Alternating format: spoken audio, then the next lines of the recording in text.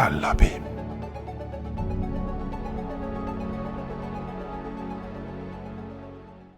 Bienvenue à tous et toutes à un nouvel épisode de Un regard dans l'abîme. Salut. Et toujours, on va être les mêmes, espérons que pour longtemps. Salut Jules. Salut. Ah oui, mais je suis bien chez toi. Ouais, faut en profiter, faut pas se gêner. Aujourd'hui, pas d'intro préliminaire, on va aller dans les programmes. On a forcément un jeu de rôle, on a un bouquin, une série et un film. C'est ça, Et on va les découvrir au fur et à mesure. c'est ça. Encore une fois, c'est toujours notre avis non professionnel et complètement subjectif. C'est un avis de passionné. Tout à fait. Voilà. Et cette fois-ci, pour changer l'ordre, tu commences toi pour ta Oui, capsule. apparemment, c'est moi qui commence. Ok, donc je vais commencer par vous présenter un roman auto-édité qui s'appelle Voici venu le temps de Jérémy Grima. Et donc, c'est aux éditions Zone 52. Il a été écrit en 2019. Moi, personnellement, j'ai la deuxième édition qui date de 2020. Et vu que c'est une auto-édition, j'en profite pour parler un peu de la personne, enfin, la boîte qui a imprimé. Ça a été imprimé par Pixar. La couverture, qui est magnifique, comme vous pouvez la voir, a été faite par un dessinateur qui s'appelle Will Argunas et qui fait partie un peu du microcosme de l'émission Zone 52 et de les éditions Zone 52, puisqu'il fait pas mal de couvertures pour l'édition Carnage, qui est un projet qui est en train de mener Jérémy Grima en ce moment. Alors, qui est Jérémy Grima? Très peu d'informations sur internet, mais bon, j'ai réussi à trouver quelques trucs. C'est une personne, déjà, on peut le dire, parce que là, pour ceux qui connaissent, il est très actif dans le milieu de la culture populaire au sens large, Ouais, que nous, on appelle la culture de l'imaginaire. on s'en bat les steaks, mais oui. Il a une cinquantaine d'années, ce qui fait qu'il est à peu près de notre génération. Il a quelques années de plus que moi. Mais ces codes, que ce soit à Jaume ou à moi, nous parlent, ces codes culturels. Il est professeur des écoles dans la vie et à côté de ça, il mène plusieurs projets. Son premier que moi j'ai trouvé, je suis pas journaliste. Son premier projet, ça a été en 2001. Il a formé un groupe qui se nomme The Black Doodle Project, qui est un groupe de post-rock atmosphérique teinté un peu de métal. Il est le fondateur du groupe, il est le chanteur et également le guitariste. D'ailleurs, si vous voulez écouter un peu à quoi ressemble sa musique, on peut la trouver. Alors, je sais que y a certaines personnes qui n'aiment pas, mais on la trouve sur Spotify, on la trouve sur Deezer très certainement. Enfin voilà, on peut la trouver sur les sites. Moins que mal, au moins sur rémunérer les artistes Voilà. pour qu'ils s'écoutent. Ils sont pas Même si ça reste des ils sont grosses pas boîtes. vraiment pas bien rémunérés apparemment, mais voilà, ça vaut le coup d'aller les écouter, d'autant plus que j'ai écouté les 2 premiers albums et c'est quand même très sympa. C'est une bonne musique, ça met une bonne ambiance. Disons, c'est bien d'écouter ça le soir, tranquille, calme. Donc quand on n'a pas d'enfants, c'est cool. Moi j'en ai, donc des fois je ne veux pas les écouter tout le temps. Mais c'est très, très intéressant à écouter. Et donc il structure son groupe autour d'un label qu'il crée avec un de ses amis qui s'appelle Bertrand Pensac, qui est aussi un incontournable de l'émission Zone 52. Il est chroniqueur aussi sur cette émission, qui s'appelle Bismail Record. Donc assez vite, il montre son côté un peu MacGyver de la culture en fait, parce que dans une interview qu'il a fait sur, alors je me souviens plus exactement du site, c'est c'est un site de métal. Il dit qu'il aime bien gérer ses projets de bout en bout en fait, qu'il aime bien autant écrire que mettre en forme, donc maîtriser un projet de Ça A me à Z. parle, oui. Voilà. Et donc c'était le cas quand il était musicien. Entre 2008 et 2009, pour les dates un peu importantes, il y a son premier contact avec une création, une de ses créations imaginaires, où il écrit un album, en fait, un album concept qui s'appelle Éléonore et qui est basé sur un conte un peu macabre qu'il a imaginé et qui se nomme Éléonore et le livre interdit, qui raconte l'histoire d'une orpheline désirant trouver le pays où les rêves se réalisent afin de faire revivre ses parents. Donc il a écrit donc un conte et fait une musique qui va avec le conte, donc c'est un concept intéressant qu'on ne trouve pas. Donc j'ai réussi à écouter l'album, mais je n'ai pas trouvé s'il y a une trace écrite ou pas dessus en fait. Il participe donc activement aux 8 premiers albums du groupe et en 2020 il décide de prendre du recul avec le groupe après 15 ans d'activité pour faire sa deuxième passion qui est l'écriture. Et donc il avait commencé à écrire un peu avant, pendant sa période de groupe. Il avait écrit en 2013 Traces écrites, qui est une sorte de biopic, de biographie d'un groupe de thrash français. D'accord. Ensuite, il avait écrit Metal Bunker et Enjoy the Violence en 2015. Et ensuite, il a écrit son premier roman en 2019 qui est Voici venu le temps, et en 2020 jusqu'à ce que la mort nous sépare. Il a fait d'autres projets dont on m'a parlé, puisque à partir de 2014, si je ne me trompe pas, il crée Zone 52, l'édition.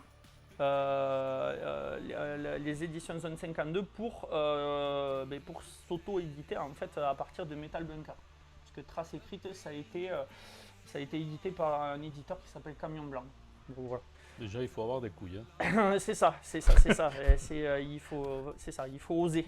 Vu les marchés actuels, voilà. vu comment ça Et fonctionne. lui, il ose. Et bon, après, il le dit dans ses interviews que ça lui rapporte pas. Il fait ça par passion, plus que mais par appât du c'est gain. un tard de ouf. C'est pour ça c'est impressionnant le travail qu'il a bas, parce qu'il est professeur des écoles, il a une émission de radio. Et c'est impressionnant le travail qu'il a bas. Et donc en 2014, il y a les prémices de Zone 52 l'émission, puisqu'il crée un fanzine qui s'appelle Zone 52, qui compte 3 tomes, et très vite il bascule en fait. Le tome 3 il est sorti à cheval avec l'émission. À partir du moment où ils ont lancé l'émission Zone 52, ils ont mis le fanzine un peu à côté, puisque ça faisait un peu redondance, je pense, et ça leur prenait très certainement énormément de temps à faire. Puisque j'ai vu les 3 tomes, à chaque fois ça fait c'est entre 100 et 200 pages le fanzine. Donc il faut prendre le temps d'écrire, la mise en page, tout ça, donc ça doit être compliqué de tout mener de front. Et où il commence à partager, et il le fait depuis 2020 de manière très active, ses passions avec ses amis, qui sont des films, des jeux vidéo, des livres, des musiques, sur un spectre quand même qui est très très large, puisqu'il parle vraiment de tout.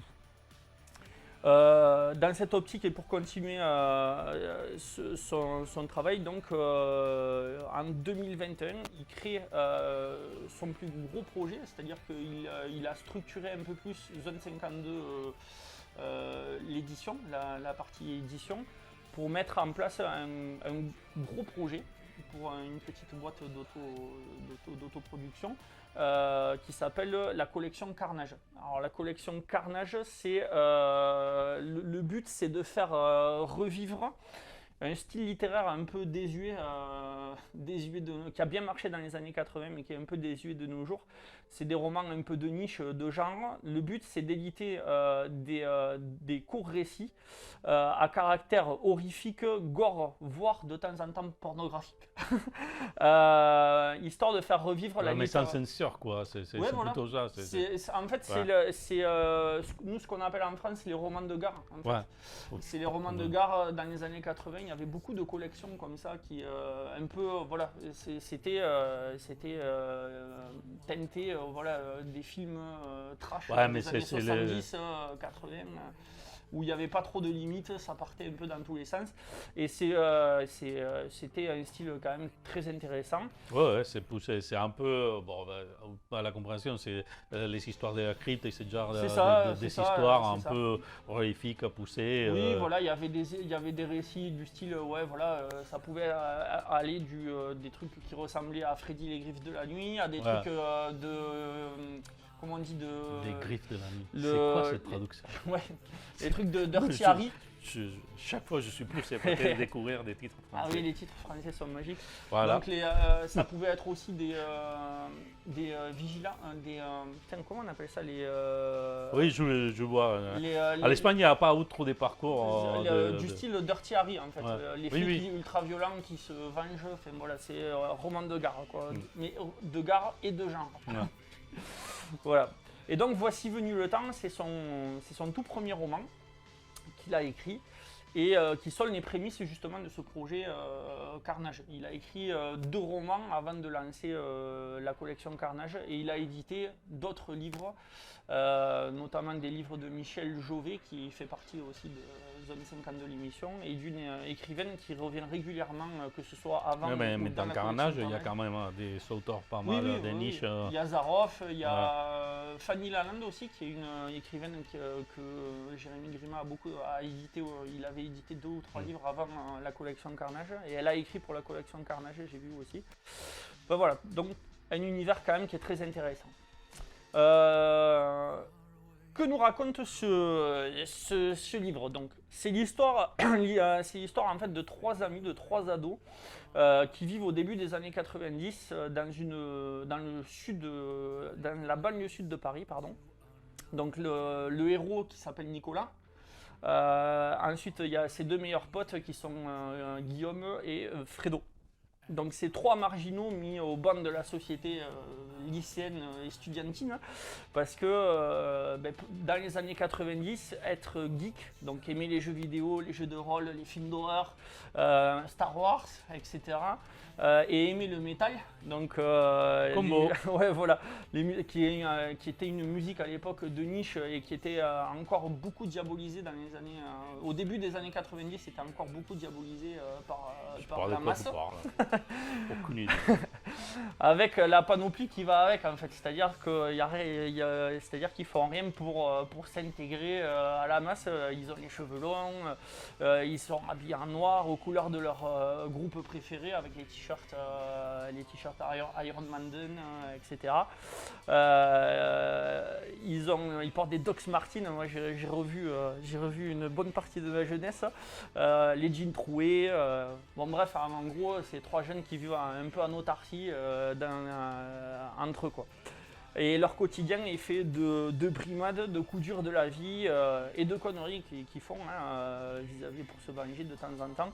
Et leur quotidien va quand même changer le jour où Nicolas hérite de son oncle, un roadie qui a bourlingué aux 4 coins de la planète, que l'on rencontre au début du livre, dans le prologue d'ailleurs. C'est vraiment construit comme un film d'horreur des années 80-70, c'est-à-dire qu'il y a un prologue qui a à voir mais pas trop à voir avec l'histoire. Puis on bascule sur l'histoire, mais c'est vraiment sympa. Et donc il hérite de ce roadie une platine vinyle mystérieuse. Alors la platine a pour particularité. Ah, ça sent bien ça. Ah ouais. La platine, en fait, je vais pas trop spoiler, mais en fait c'est dit dès le prologue. Dès le prologue, en fait, il montre la particularité de la platine, donc je vais pas trop spoiler, parce que j'espère que les gens auront envie de le lire. Mais la platine a la particularité de faire venir dans notre réalité les personnages des pochettes des albums que l'on écoute.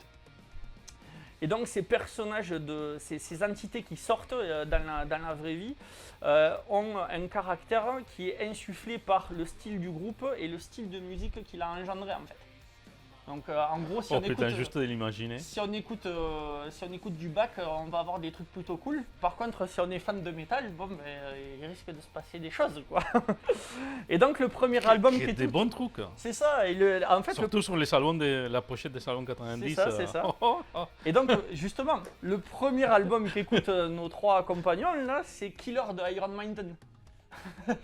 Dont la pochette, pour ceux qui ne connaissent pas, vous irez voir sur internet, c'est quand même bien de le voir, de voir le visuel.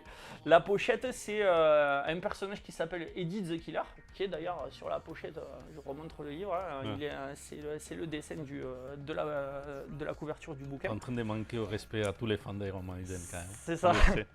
Juste de devoir dire les noms.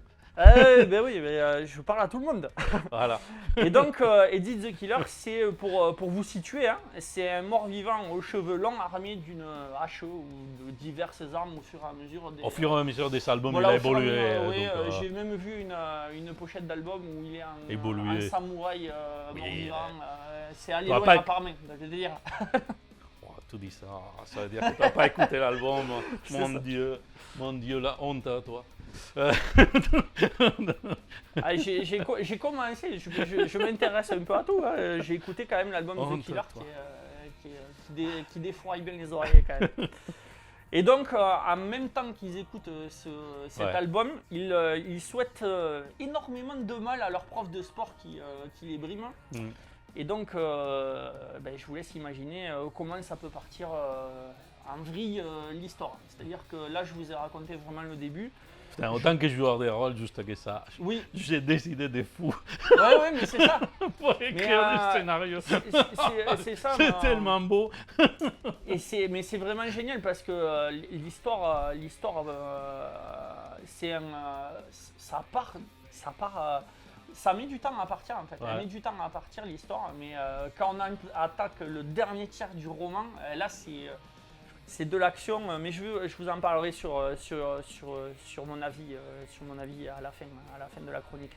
Et donc, ce bouquin, c'est un hommage à la culture populaire des années 70 jusqu'au début des années 80. Hein, c'est ce qui a bercé Jérémy Grima, très certainement. Et donc, l'histoire est un hommage au film dit de genre hein, des années 70-80. C'est les teenage movies horror, slasher, dans lesquels on peut trouver des allusions au film Cannibal Holocaust, Vendredi 13, The Blob. On peut trouver des hommages à Hellraiser, Evil Dead, les griffes de griffes de la nuit, zombies, etc. Souvent dans les teenage movies horror, c'est souvent des losers qui sont mis en face d'une situation qui leur échappe totalement et ils essayent de colmater un peu comme ils peuvent, ce qui est le cas ici. C'est un hommage également aux jeux vidéo et aux jeux de rôle, hein, notamment nos trois héros sont des fans d'un jeu auquel moi-même j'ai joué, mais sur Mega Drive, donc, puisque c'était un peu plus tard. Et c'est des fans de Speedball 2, Ah ouais. qui était à l'époque sur Amiga. Il parle de l'Amstrad aussi. Ouais, c'est les jeux qui s'étaient tirés des rollerballs. non Ouais, voilà, c'est un jeu tiré du film culte Rollerball. Mais là, c'est un mode handball. Parce Oui, que, je sais. voilà, très certaine- C'est tiré. Voilà, très certainement, les capacités techniques des machines de l'époque ne permettaient pas de faire des rollers. Donc ils étaient appuyés. Mais le jeu, Ouais. j'ai passé des heures dessus sur la Mega Drive, c'était déjà pas mal. On fait référence aux deux jeux de rôle principaux de l'époque, hein, qui est l'appel de Cthulhu et Donjons et Dragons. Il évoque d'autres jeux, hein, jeux, mais Les voilà. jeux qui pourraient pas nommer Donjon Dragon. Mais ça a été un jeu culte de. Oui, Voilà. c'est les origines. hein. Non, C'est les origines et donc c'est moi et ma mauvaise foi, c'est tout. voilà, c'est des fans, mais ils sont fans de l'appel de Cthulhu quand même. Ah ben, Ensuite, c'est un hommage aussi, là pour le coup, ça a été ma Madeleine un peu de Proust à moi. Hein. C'est un hommage au style de vie du début des années 90. Oui. Hein. Pas internet, pas de portable. Les jeunes se retrouvent au café du coin pour boire des coups. Ils dépensent leur économie en bière, en flipper, en baby-foot et en borne d'arcade. Hein. C'est ça. On a tous connu. Moi, quand j'ai lu ça, je me suis souvenu, moi, quand j'allais jouer à la borne. C'était un peu plus tard, mais j'allais jouer à la borne d'arcade de Street Fighter 2 au café du coin de chez moi là, et j'ai dû passer, mais je sais pas combien de centaines de francs à l'époque. Bref, ça rappelle des bons souvenirs. Il parle aussi des cartes téléphoniques pour pouvoir appeler quand on est dehors de la maison, puisqu'on n'avait pas de portable, donc on dépendait de cabines téléphoniques. Il parle de les personnages, ils ont des Walkman à cassette qu'on remonte avec le stylo.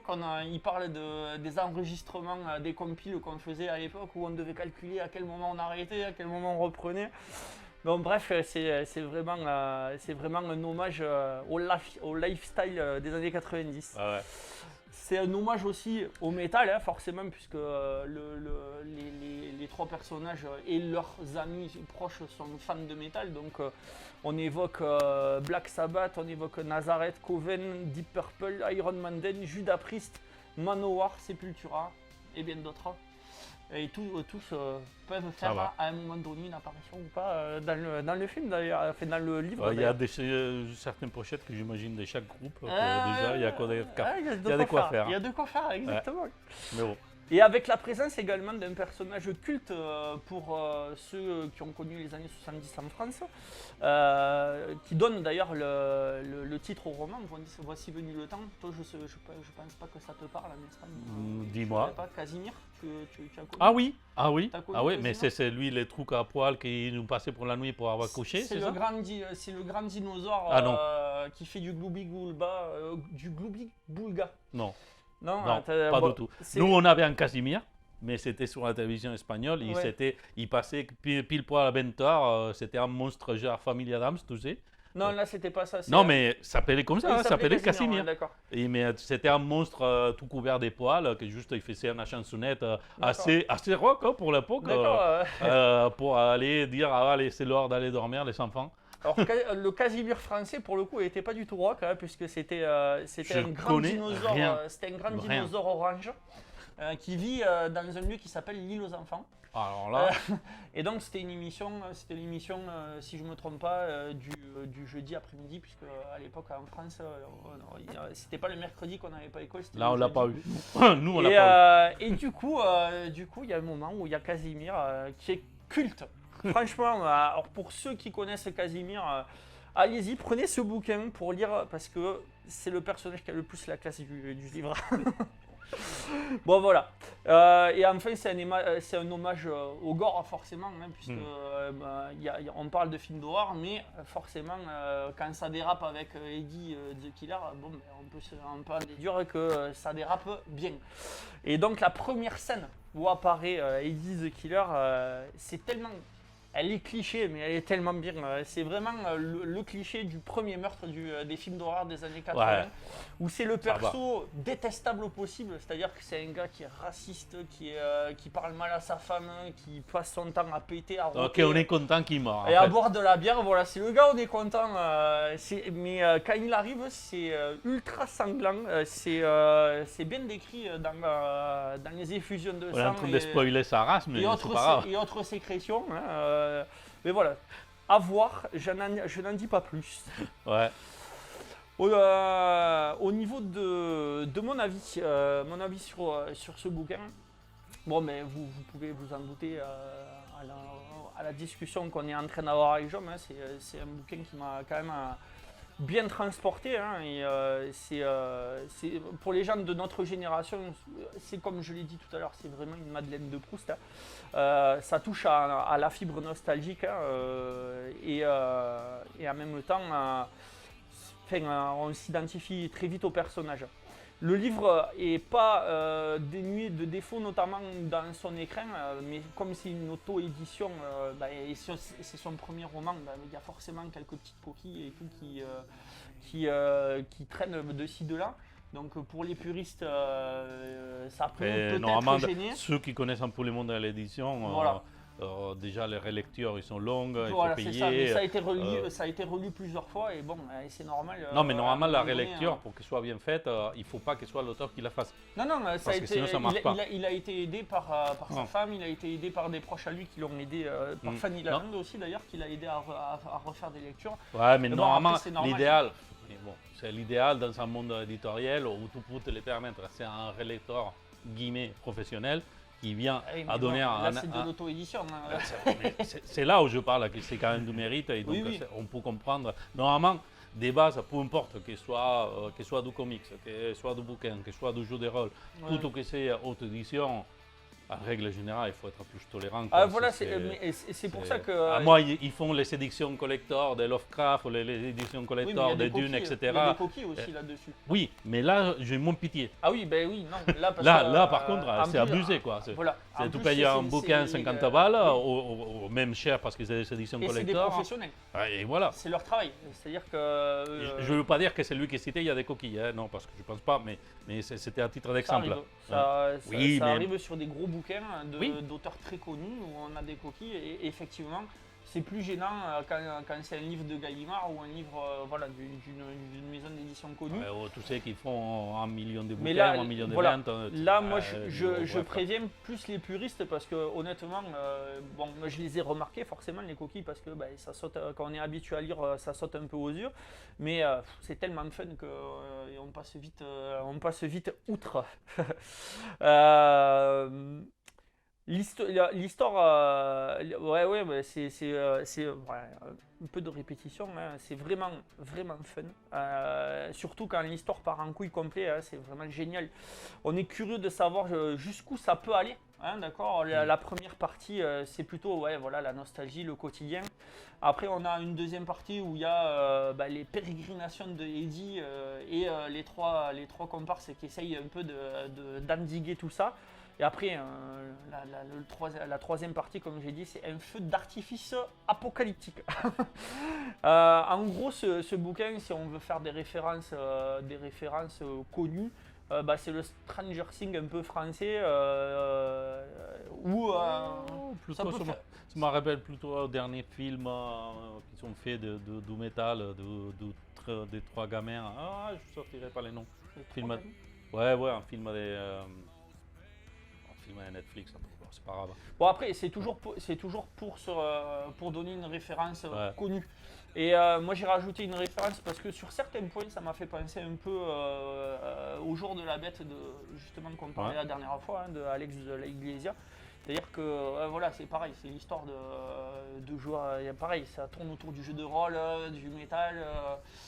Enfin voilà, mais c'est très sympa.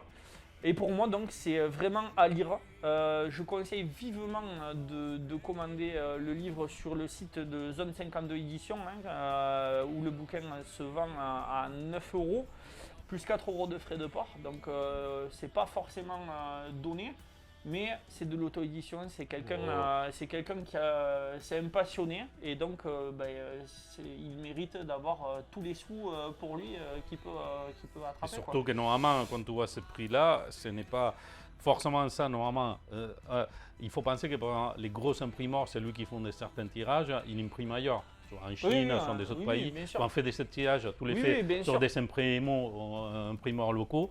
Et les coûts, c'est pas les mêmes. Là encore, j'ai payé avec joie parce que j'avais vraiment envie de lire ce bouquin. Et je parle encore par rapport aux gens. Voilà. Après, il se trouve sur Amazon, mais le problème d'Amazon, c'est qu'ils se prennent une commission au passage et donc l'auteur récupère pas. Après, pendant que ça permet de distribuer. Oui, bien sûr. Mais là, c'est pour ça on sait qu'est-ce que c'est, voilà. C'est pour ça que j'incite les gens à aller sur le site de Zone 52 Éditions et de découvrir, comme moi je vais le faire, puisque je vais essayer de découvrir au maximum cet univers de l'édition Carnage et notamment de l'autre roman avant l'édition Carnage. J'aimerais bien lire l'autre roman qu'a écrit Jérémy Grimaud avant de lancer son et tu ne édition penses Carnage. pas, parce que forcément. Voilà, tu me parles de tout ça, ça me rappelle ma jeunesse, ça me rappelle tout ce qui est passé, parce que c'est exactement ça, forcément. Oui. Même si c'est à notre pays, la référence, ça reste la Oui, même. oui, on a beaucoup moins de différences qu'on croit quand on parle, Oui, bien surtout sûr. des pays européens. Il y a quelques petites différences, notamment Casimir.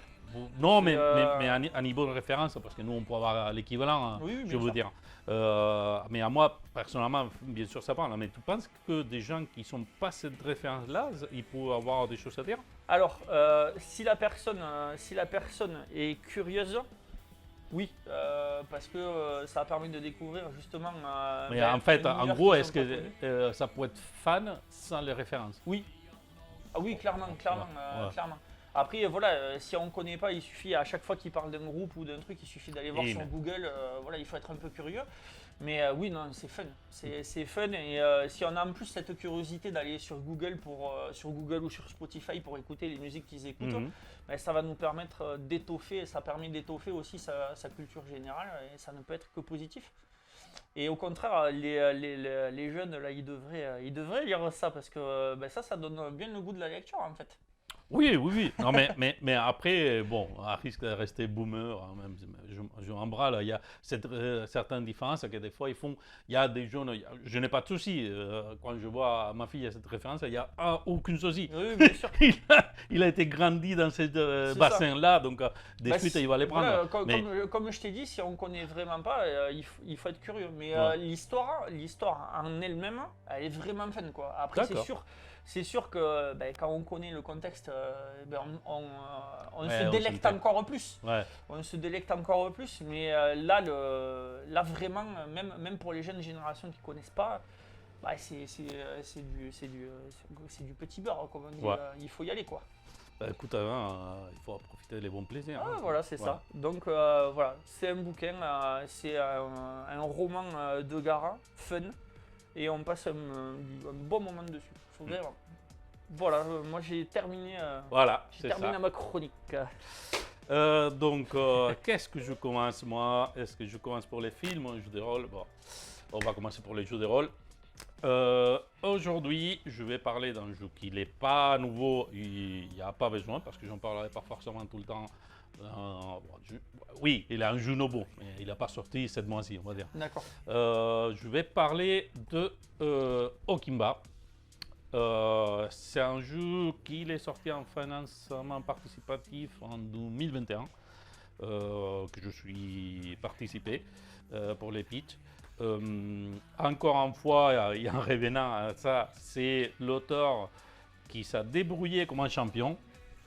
Il a créé une éditoriale qui s'appelle Galion Sauvage, sur lesquels il a édité les bouquins. Il ne s'est pas juste édité les bouquins, sinon qu'il a écrit les bouquins, il a fait les illustrations, il a tout fait avec un échange très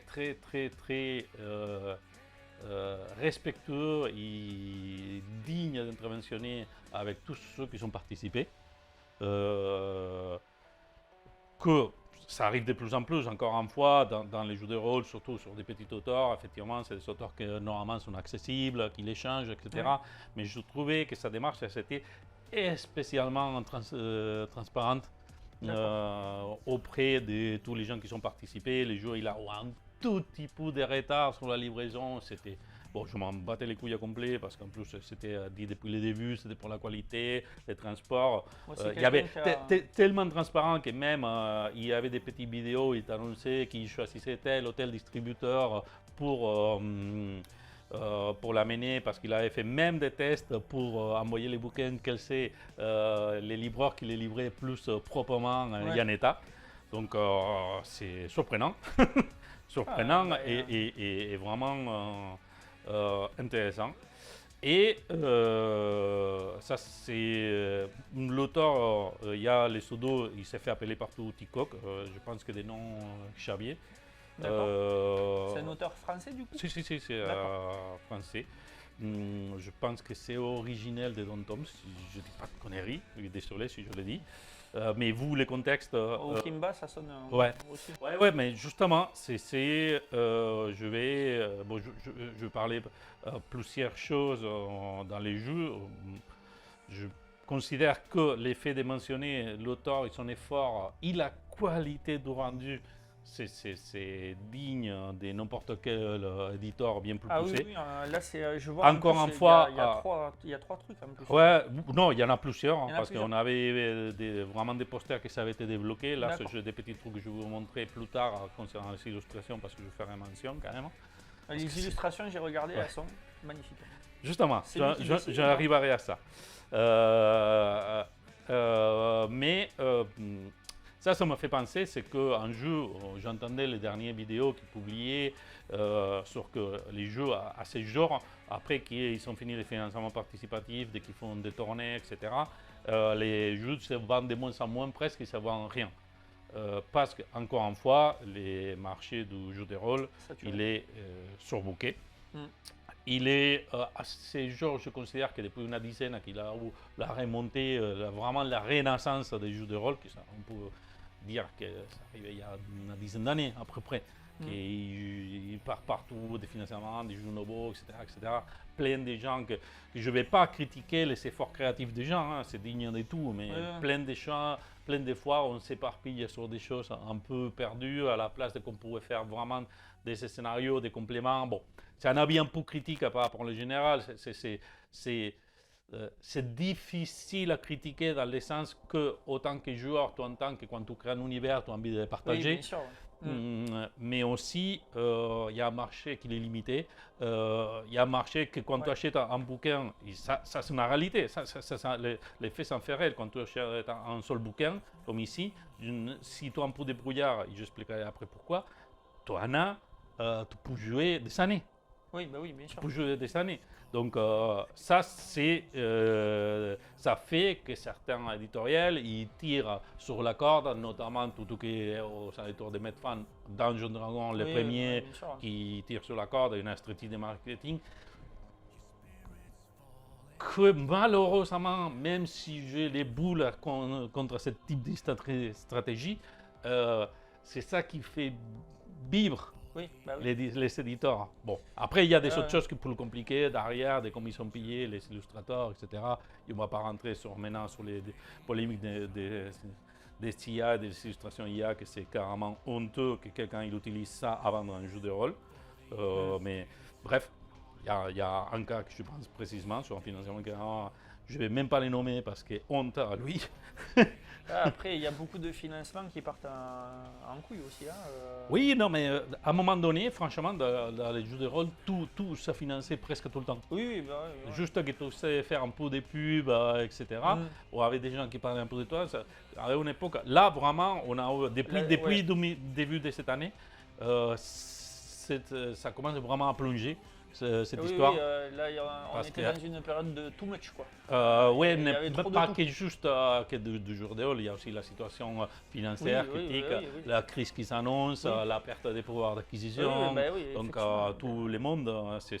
Et puis, au bout d'un moment, quand tu satures, même sans parler de crise et tout, à partir du moment où tu satures le marché, arrive un moment, ça se casse un peu les dents. Surtout, c'est qu'il y a plein de univers et. Ça vient, c'est un peu de même que quand je parlais des caravanes l'autre fois, etc. C'est déjà des auteurs un peu des niches, des vraiment qui sont un vrai univers, un vrai contexte qui est derrière, et quelque chose d'original parce que il a, j'aurais bien à ça que je viens de parler, c'est du jeu en soi. C'est un univers au début. Bon, déjà, il faut penser que c'est un univers que c'est bien tiré de plein de propositions, en plus de cultures plus reliées à l'Afrique qu'à l'Europe. Au début, à la première lecture, je l'ai lu très tard parce que on n'a pas le temps, on va appeler les gens, etc. Et il fait quelques mois que je finis de lire. Au début, surtout quand tu n'as pas les habitudes de ce type de contexte, c'est un peu déroutant. Vraiment, tout est sans perdu, il y a toute animation des noms. Mais si vraiment tu as un plaisir à découvrir des nouveaux univers, des choses qui sont au-delà du mettre fan, qui vraiment il y a une culture propre, une identité hyper marquée, etc. Voilà, tu ne peux pas les rater. Pourquoi ce jeu, il parle notamment, quand il parle lui-même, c'est la voie de la survie, la voie de la tribu. C'est en sorte de... Bon, ça annonce la couleur quand même. Il parle, c'est un monde où il n'y a pas de humains, et ça n'existe pas. En fait, il parle des mondes des esprits au début, il parle des trois époques où d'abord il était l'esprit Okimba, c'est l'esprit... père, on va dire, en quelque sorte. Il y a eu trois époques, les époques des esprits purs, etc. L'autre, où ils sont les époques des géants. Et dans les époques des géants, il y a des animaux qui ont pris conscience d'eux-mêmes. Donc, ils se sont reconnus. On parle d'un exemple que c'est très brillant. Je sais que c'est tiré d'une légende, mais c'est un animal qui se regarde dans la rivière, il se reconnaît. Et à partir de là, il passe à être un être conscient. Oui, un être intelligent. c'est l'acquisition de la conscience. C'est ça. Et donc, on joue ou qu'il appelait, avec un jeu de mots que je trouve marrant, des animés. Des animés. En tout un univers complet. Vraiment, il y a 11 lignées, 12, pardon. 12 tribus, c'est ça Lignées. Lignées. Ouais. La tribu, il pourrait être mélangé. D'accord. C'est vraiment des lignées. À peu près, tu peux désidentifier sur certains animaux qui sont évolués, vraiment, etc. Mais avec une personnalité forte, avec des trucs hyper marrants, qui jouent vraiment sur si c'est des omnivores, des herbivores, des carnivores, etc. Oui. Il y a quelque chose de très marrant. Il y a un univers qui est foisonnant. Il y a encore un autre point que je peux dire que c'est magnifique, c'est que je vais dire à peu près, ça fait partie entière du bouquin, je dois dire. C'est vraiment la description de l'univers. Les dessins sont magnifiques, vraiment. C'est lui qui dessine ou pas? Oui, c'est lui qui l'a tout fait. Les mecs, ils sont Il a tout fait. extraordinaires. Je dirai des choses plus tard que c'est lui qui l'a dit, c'est pas moi qui l'invente. C'est un dessinateur de BD, le gars. Il a appris à dessiner pour faire les jeux. Ah, putain. Bon, au moins, il a poussé plus loin. En plus, il ah. explique carrément tout son processus. Il a mis un temps de ouf. Mais le résultat, c'est officiel. Mais bon, allez, je m'éparpille encore une fois. Donc, les premières termes de bouquin, qu'il est par rapport à la description géographique et de tout l'univers, il est narré en première personne. En fait, il a inventé un personnage qui parcourt toutes les terres de ce monde. Un Thanos, si je ne dis pas de conneries, c'est ça, un tarot, ouais. Et lui, il est narre en première personne, tout ce qu'il raconte, les plantes qu'il raconte, les bestioles, tout ça. Et vraiment, c'est une approche, vraiment, comme je dis, la première lecture, c'était un peu déroutant, parce qu'il fallait apprendre, il y avait plein de mots, plein de différents types. Toutes les plantes qui apparaissent, toutes les créatures qui apparaissent, c'est vraiment quelque chose que, au moins d'un point de culture européen, basique, etc., je n'avais pas du tout l'habitude. Et ça te fait rêver, ça t'emporte à tel point, c'est que, et ce n'est pas du tout une critique, c'est qu'il parle de tellement de créatures, etc., et pourtant il y a des illustrations de partout, il y en a un paquet. Tu as envie de tout voir. Tu as envie de voir tout illustré, mais forcément. Tout n'est pas illustré. Non, mais il y en a énormément. Il y en a énormément. Il y a des trucs, quand tu vois des trucs comme ça, je montre un peu. Ça, même s'il y a déjà des. Il y a quelques captures d'écran sur Internet qu'on peut trouver. Oui, non, mais pas juste ça. Il y a leur site web où tu as ça. Aussi, ouais. Il y a déjà des autres. Pas sites de YouTube qui ont fait des ouvertures très foncées. C'est juste là, quand je parle de lui, vraiment, je le fais d'un point de vue passionné et passionnant, parce que vraiment, ça m'a emporté. Ça m'a amené loin, ça m'a fait voyager, ça m'a fait découvrir un monde foisonnant, des approches qu'on a moins l'habitude. Même s'il y a des autres jeux qui ne sont pas, parce que là on n'est pas du tout sur les Medfan. Ici la technologie est plus poussée, on parle des lances et des arcs et des flèches, quoi. C'est vraiment les tops. Mais au même titre, il y a aussi tout un mélange sur le monde des esprits qui viennent à faire partie à l'esprit et plus dans un sens chamanique qui est présent dans les roches, dans les objets, etc. Où vraiment un peu cet point de vue chamanique que tu fais évoluer, tu sais, quand il y a des passions très fortes et que ça pense sur un lieu, les lieux ils restent imprégnés de cette force. Il peut un esprit qui apparaître de là. Tu peux en tirer plein de conclusions. Juste à la lecture de tous les mondes, tu peux faire 10 campagnes. On n'a pas le temps, forcément. Il y a tellement de mystères, tu vois, qui foisonnent des petits mystères On voit aussi que, encore une fois, parce que je l'ai entendu, je l'ai lu, mais encore une fois, parce que tous les sens dans la lecture, il y a un vrai projet. Il y a un vrai projet derrière, c'est structuré. qu'on voit qu'il va y avoir des suppléments qui vont venir complémenter, avoir une histoire bien complète, et on voit que les mystères, ils s'éclaircissent. Il y a vraiment une vraie idée. Il y a une certaine conception d'univers que tu vois qu'il est arrondi. Et je pense que l'auteur, vraiment, il a une idée très précise de où il veut aller sur ça. Je ne peux pas te dire que c'est qu'impressionnant. Il y a des choses que ça m'a époustouflé. Après, les tribus, les lignées sont tout simplement importantes. C'est tous les personnages, comme ils font et comment ils fonctionnent, et toutes les races, et ces petites choses que tu peux prendre à chaque personnage, c'est passionnant. Moi, ça m'a fait marrer beaucoup la comparaison, et en plus, je l'ai montré à mes joueurs entre les types de personnages à la taille que tu peux avoir. Je ne sais pas si on peut les voir bien. Des tailles énormes. En plus, les plus grands, des fois, c'est les plus gentils, justement. Ça, je vais rebondir un peu sur un retour des parties qu'on a fait récemment. Encore une fois, de même que j'avais dit sur Caraman, c'est des jeux qui méritent l'attention, qui méritent d'aller plus loin, qui méritent de donner l'opportunité à ces éditeurs de vivre. C'est compliqué dans un éditorial, un jeu de rôle, un éditorial qui a un seul jeu de rôle, je pense que c'est compliqué à vivre, voire impossible. Il faut avoir plusieurs volumes, il faut sortir régulièrement des suppléments parce qu'il faut que la machine tourne.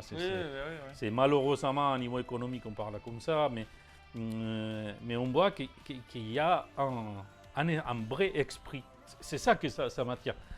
À différence de beaucoup des autres bouquins, plus mettre fan, pas tous, parce qu'il y en a beaucoup qui sont très bons. Je serais mauvaise langue si je dirais que c'est mettre fan, c'est tout ça. Il doit y avoir un moyen de bien s'amuser dessus, ouais. Non, mais sans doute. Mais c'est l'âme que je parle. Oui. Là, on voit que c'est l'âme du jeu, il a imprégné jusqu'à les derniers points. Là, il a fait l'univers, la mythologie. Il a fait ça avec les tripes, là. C'est vraiment un vrai interne qui joue. Quand je trouve ça, des petites idées de scénario, quand je trouve des personnages à prétirer ou des PNJ, quand des moyennes en bouquin, que c'est pas si gros que ça, qu'il n'arrive pas aux 200 pages de mémoire, oui, il fait 180, il y a 24 personnages prétirés. C'est génial, quoi. Le format s'y prête, c'est un format grand.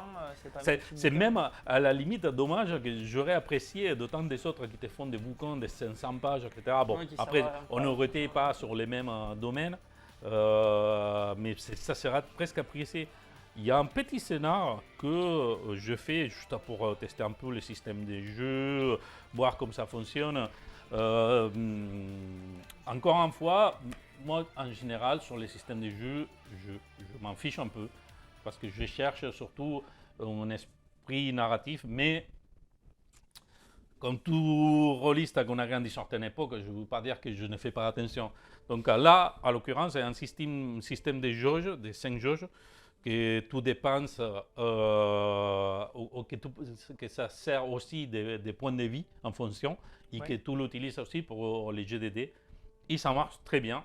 Les joueurs, ils en ont appris de suite. Même pour un univers si compliqué, j'ai fait une partie d'initiation sur les joueurs. Ils ne connaissaient strictement rien à l'univers. Après, la présentation de l'univers très succincte quand même. Ça m'a pris 40 minutes avec remplissage des fiches de personnages, etc. On est allé à l'essentiel, forcément, sinon on partait pas de là. De ce que tu me dis, tu as de quoi et faire 2-3 ça heures marchait très bien. Oui, là, vraiment, ça marchait tellement. Les joueurs ils sont passés un très bon moment, ils se sont accrochés. On s'est bien amusé au même moment qu'ils se sont pris au jeu. Il y a notamment je le fais jamais, je tiens à dire, autant que je lis les textes qui sont écrits. Je les lis rarement, pas parce que je considère que ce soit mal de les lire, Sinon, c'est que dans ma démarche en tant qu'MJ, je préfère intérioriser et des fois, quand je lis, ça me casse mon propre Oui, rythme. bien sûr. Ouais. Donc, mais dans ces cas-là précis, je décris les scènes. Il y a un moment qui trouve une sorte de biofeu chaman avec un texte qui parle d'une légende que je ne vais pas spoiler pour si quelqu'un a vu cet scénario quand même si c'est sur les bouquins de base.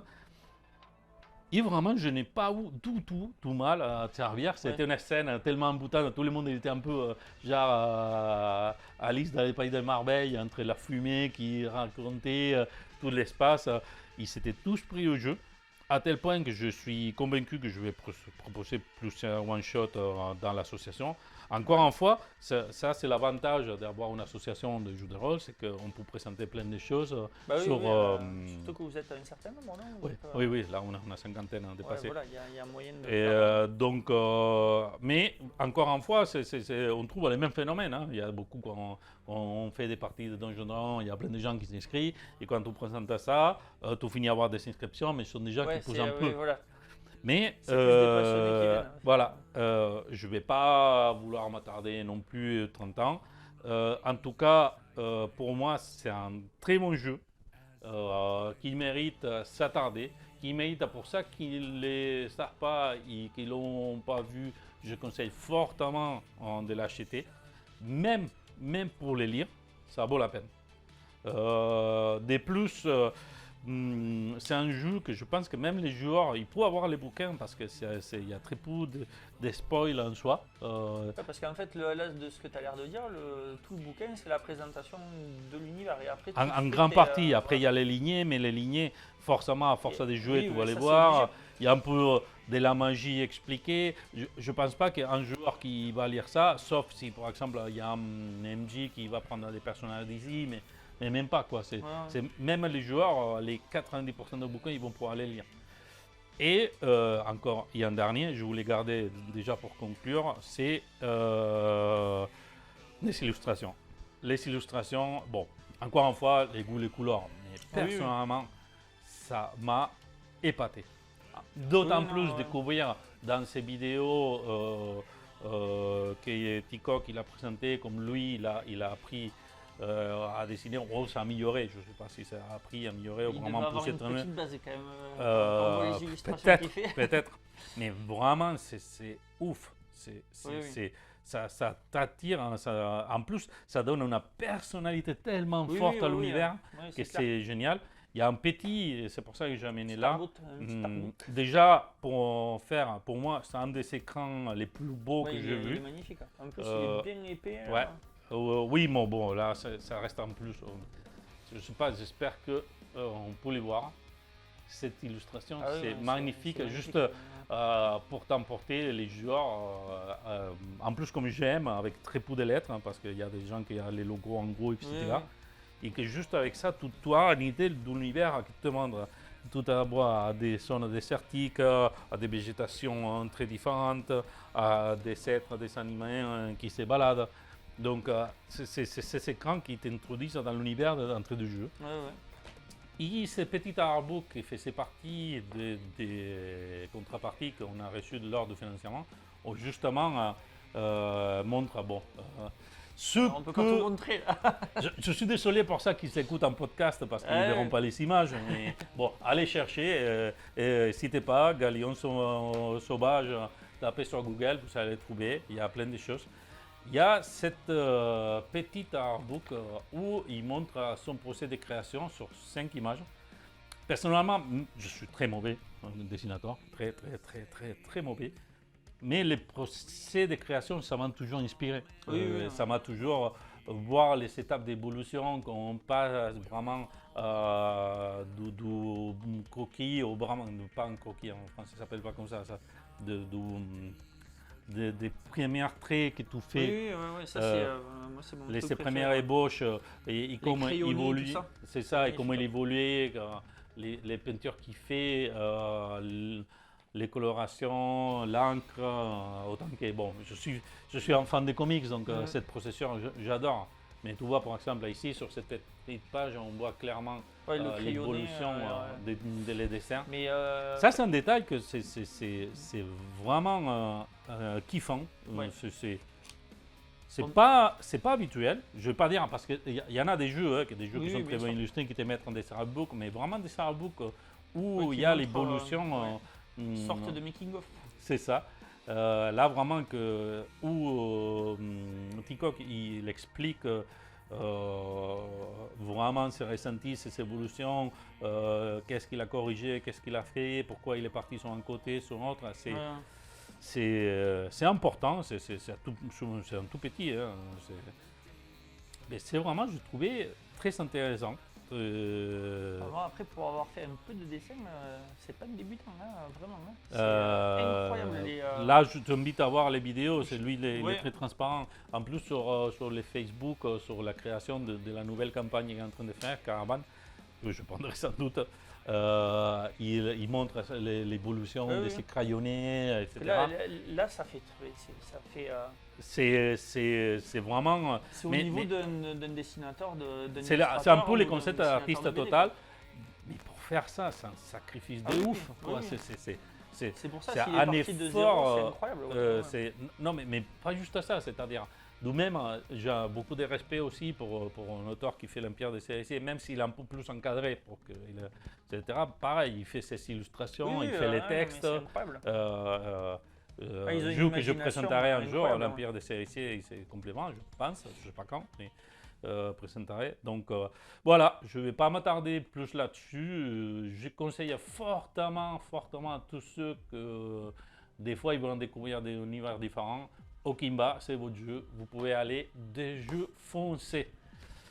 Oui, ça Et a l'air voilà. très intéressant. Et du coup, ouais, moi j'avais lu que ça se situait plutôt. L'auteur, pour situer sa période, il avait situé ça plutôt l'époque préhistorique. Oui. Ça, oui, c'est ça, c'est l'époque vraiment des tribus.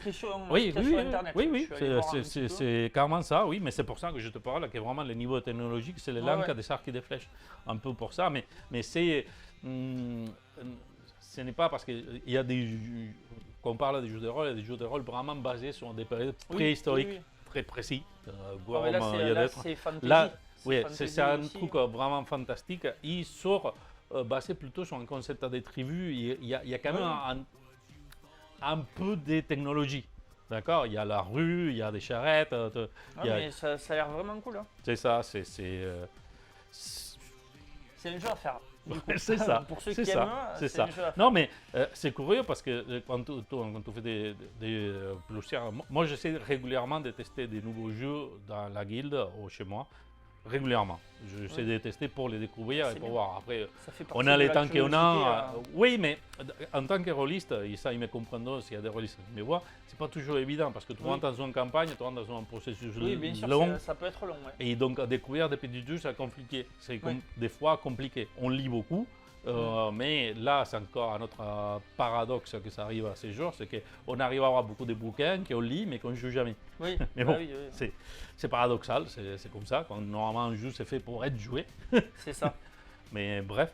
Ouais, Mais beaucoup il de y a gens des qui me disent, jeux ouais, que qui tu me disent découvres, pas, tu passes un bon moment, tu te dis, c'est un bout, mais ça mérite d'être vendu.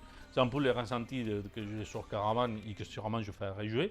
Mais là, ça va un degré au-dessus. Ça m'emporte vraiment bien plus loin, quoi.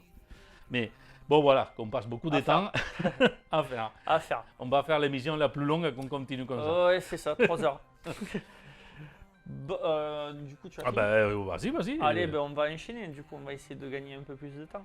Donc moi pour la deuxième chronique, je vais vous parler donc d'une série qui se nomme Penny Dreadful. Oh là, pleine de lumière, ça a fait le point là, c'est bon. Ouais. Penny Dreadful, donc qui est une série qui m'a plu, c'est pour ça que je vais vous en parler. Donc on va faire une petite intro dessus pour dire déjà d'où vient le titre Penny Dreadful. Donc ça doit son titre à des revues de la fin du 19e siècle à Londres, dans lesquelles on pouvait lire des contes et autres histoires un peu horrifiques et qui coûtaient un penny C'est ça. et qui étaient effrayantes. D'où Penny Dreadful. Donc jusque-là, il n'y a pas de problème. Donc la série donc propose, le créateur de la série propose de revisiter un peu ce lore du Londres victorien au travers de 3 saisons. Donc la série avait été pensée comme ça à la base, ça a été pensé comme un triptyque de 27 épisodes. C'est le nouveau format, c'est ce qu'on appelle le format un peu Netflix, Disney+. C'est des saisons avec des épisodes qui ont des durées variables. Ouais. C'est-à-dire que ça peut aller de 50 minutes à 1 heure, je crois que le plus long il fait 1h20 je crois de l'épisode. Et donc chaque saison a en gros entre 8 et 10 épisodes. Voilà. Donc en tout 27 épisodes. La série elle se définit comme une série de drame, d'horreur, de thriller fantastique et gothique. Elle a été diffusée, première diffusion en 2014 pour la première saison, 2016 pour la troisième saison. Et en France, il y a eu, c'est les mêmes années avec un décalage puisque à l'époque il n'y avait pas encore les diffusions simultanées ou alors ça commençait à peine et donc il y avait certains médias encore où il y avait le décalage entre la sortie américaine et la sortie française. Donc c'est une série qui a été créée par John Logan qui est un scénariste, donc je connaissais pas le nom, mais qui est un scénariste de poids à Hollywood. Il a commencé sa carrière par écrire des pièces de théâtre à Chicago, puisqu'il est originaire de Chicago. Et très vite, il est monté en puissance et il a explosé dans les années 90, où il a collaboré ou écrit carrément les scénarios de L'Enfer du Dimanche de Oliver Stone. Il a participé à l'écriture du scénario de Gladiator, qui est un des films cultes de Ridley Scott. Il a écrit La Machine à explorer le temps. Moi j'avais bien aimé ce film avec Guy Pearce. Donc je le mentionne. Il a participé également à l'écriture du Dernier Samouraï, de Aviator, de Sweeney Todd, Skyfall, Spectre. D'accord. Il est assez prolifique dans le milieu de Hollywood. Et donc, au sortir de son travail sur Spectre, si je ne me trompe pas, Showtime, qui est une chaîne américaine. Ah, Aviator, oui, d'accord. Aviator, de Martin Scorsese. Ouais. Oui, je connais. J'avais lu autre chose, laisse tomber. Ah, d'accord. Laisse tomber. Oui, j'écris pas très bien, peut-être. Et donc en 2013, quand il sort alors je sais plus si c'est de Skyfall ou de Spectre, il est contacté par Showtime qui lui commande un de ses projets en 2013, qui est donc Penny Dreadful. Et l'originalité, c'est que à cette époque-là, il doit avoir une aura vraiment. Le gars doit marcher sur l'eau, comme on dit, puisque la chaîne lui commande directement la saison 1. C'est-à-dire qu'on ne passe pas par le chemin traditionnel, pas de pilote, pas de phase de test, c'est vas-y les clés du camion. D'accord. Donc ça prouve que... Surtout qu'en 2013, c'est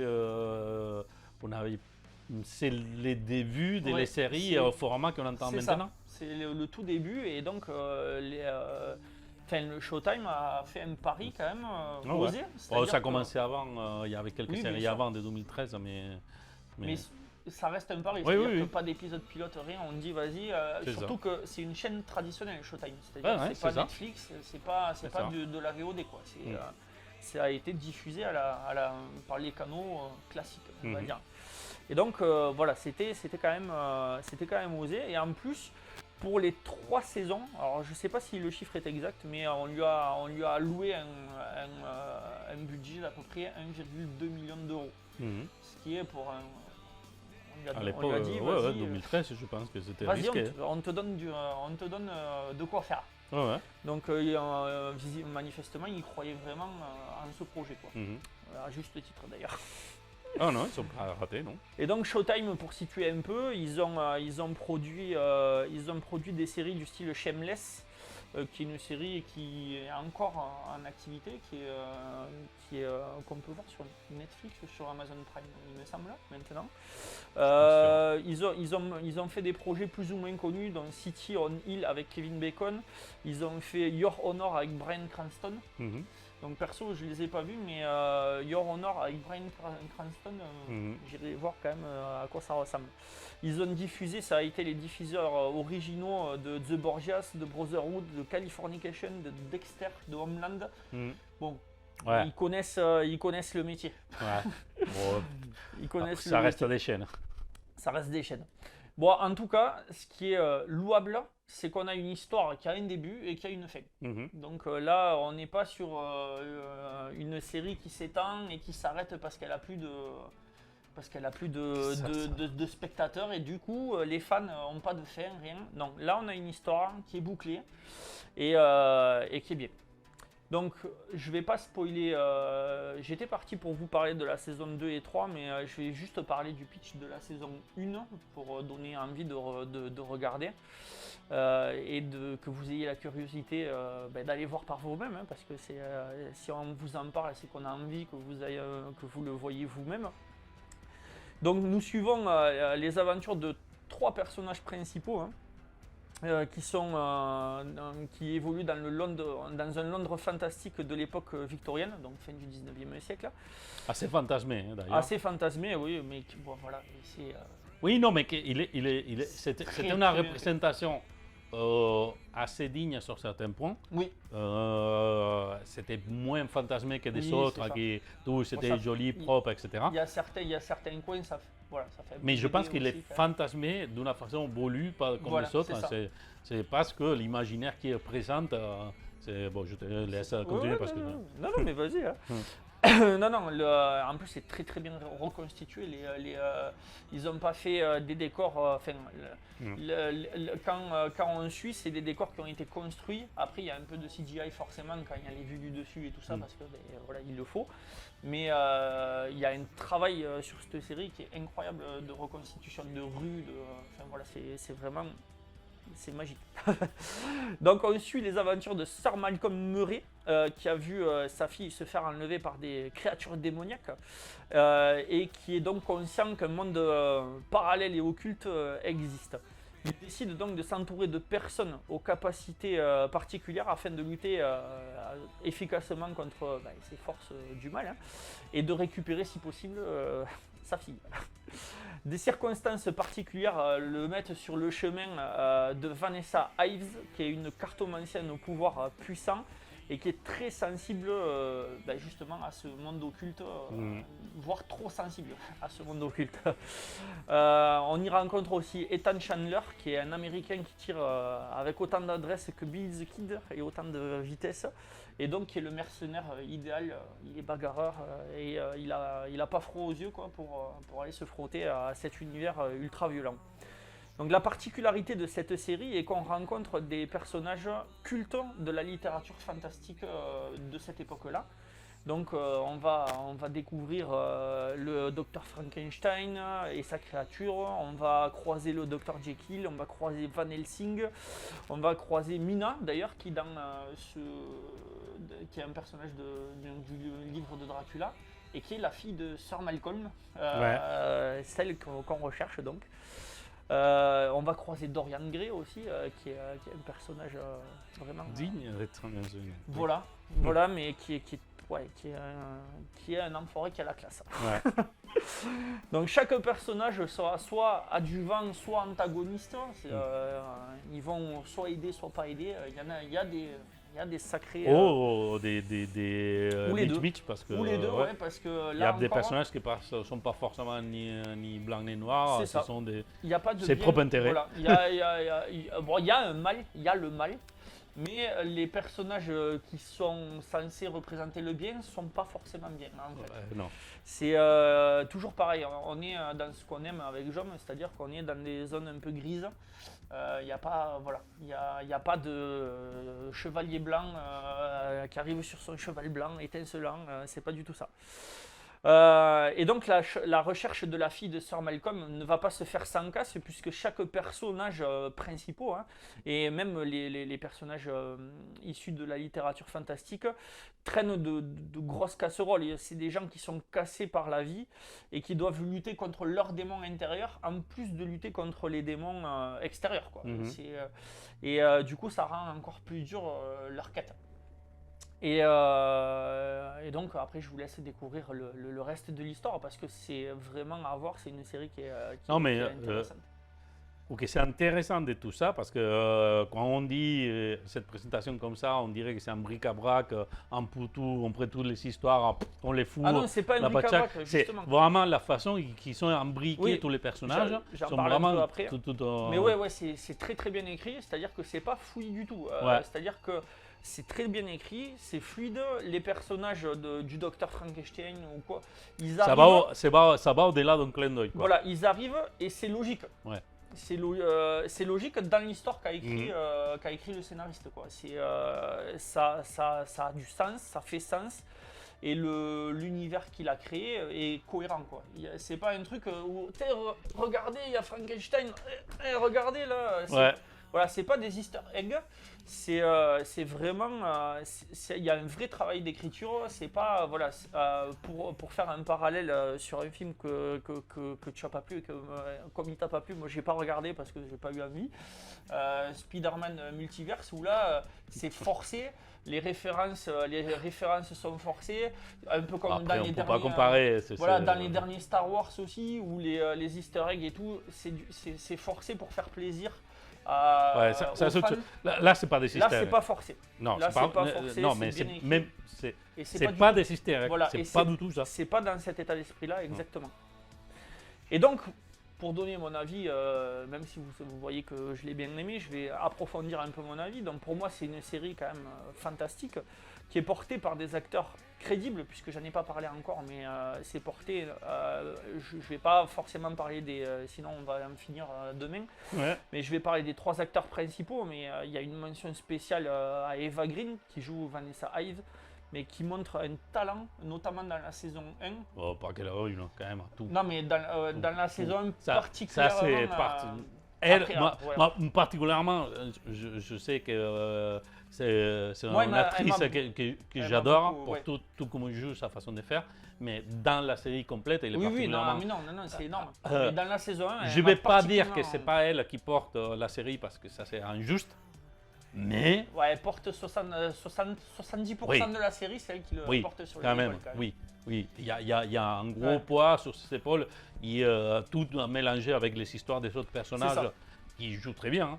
C'est ça, non mais tous les acteurs, même les acteurs secondaires sont crédibles. Et joue vraiment très bien. C'est juste, il n'y a pas dessus, c'est pas surjoué. Et alors moi, elle m'a surtout marqué dans la saison 1 parce que je m'attendais pas forcément à ça. Ouais. Et du coup, quand on arrive sur les épisodes un peu style Exorcist, elle est impressionnante. Elle est impressionnante, c'est-à-dire qu'elle est magnifique, elle est belle et tout, et d'un coup, elle devient ultra flippante et repoussante et sans maquillage, rien, quoi. C'est juste son jeu d'actrice qui fait que. Il y a un jeu de lumière quand même. Oui, il y a un jeu de lumière, mais elle passe de attirante à repoussante par son jeu, quoi. C'est incroyable. Et dans la saison 2 et 3, c'est pareil. Et on passe de moments touchants à des moments crispants, etc. Donc, pour situer, pour ceux qui ne connaissent pas quand même, quelques films qu'elle a fait, elle a joué dans Kingdom of Heaven, elle a joué dans Casino Royale, dans Dark Shadow, dans le deuxième volet de 300. Je pense qu'elle est très, très, très sous-cotée. Voilà, elle est sous-cotée. Bon, apparemment, de ce que j'ai vu ces derniers temps, elle a son petit caractère qui fait que. Ah oui, non, mais. Parce que là, j'ai vu il n'y a pas longtemps qu'elle est en procès avec un de ses derniers projets, avec la production d'un de ses derniers projets. Les producteurs de ces derniers projets ont mis en avant qu'elle les avait insultés et tout. Et pour excuser ces insultes, elle a dit que c'était son côté français qui avait parlé pour montrer que c'est normal quoi. Parce que les Français on insulte tout le monde. Oh, Bon, moi je considère que. Bon, bref, allez. On Non, va mais- pas descendre dans les choux Non, encore. non, parce que mais ça- là, je dis ça ironiquement. Ouais. Je trouve dommage qu'elle ait mis en avant ce côté français pour excuser les le côtés fait qu'elle ait, latins, on voilà. utilise beaucoup plus des gros mots. Exactement. Ah non, Oui. ça c'est. Mais plus. même, C'est-à-dire, l'utiliser comme une excuse, c'est peut-être trop poussé, mais oui, voilà. les côtés latins, c'est clairement Après, les gros mots, on au utilise au à niveau dos. du vocabulaire, on a 10 fois plus de gros mots que les langues anglo-saxonnes. Hein. Ouais. Il y a- Déjà qu'en voilà. français, je trouve que vous savez pas beaucoup. Ah, et pourtant, quand même, on en a pas mal. Mais en espagnol, il y en a encore plus. Ok. Bon, je m'y intéresserai un peu plus du coup. Bon, On fait des combinaisons, tu sais, on fait des combos. des fusions, comme C'est dans ça. Dragon Ball. Du coup, on a Josh Hartnett aussi qui joue dedans et donc qui fait Ethan Chandler, qui est un personnage vraiment très très intéressant. Puisque au début on pense que c'est juste un mercenaire, mais Oui, au fur et à mesure, en plus ça arrive, Non, mais ça fait partie du fil rouge, voilà. donc laisse-le comme ça. il cache un secret spectaculaire, Ouais. juste. Et c'est un acteur que j'aime beaucoup, notamment il a joué dans des films que moi je considère cultes, hein, notamment The Faculty et Slevin. Ouais. Et Sin City aussi. D'accord. Sin City. Bon, après, il a joué dans des productions un peu plus style Pearl Harbor, La chute du Faucon Noir, qui sont des films plus bateaux. Il a joué dans le Dahlia Noir, dans lequel il est excellent aussi. Dans 30 jours de nuit, qui est tiré d'un comics aussi.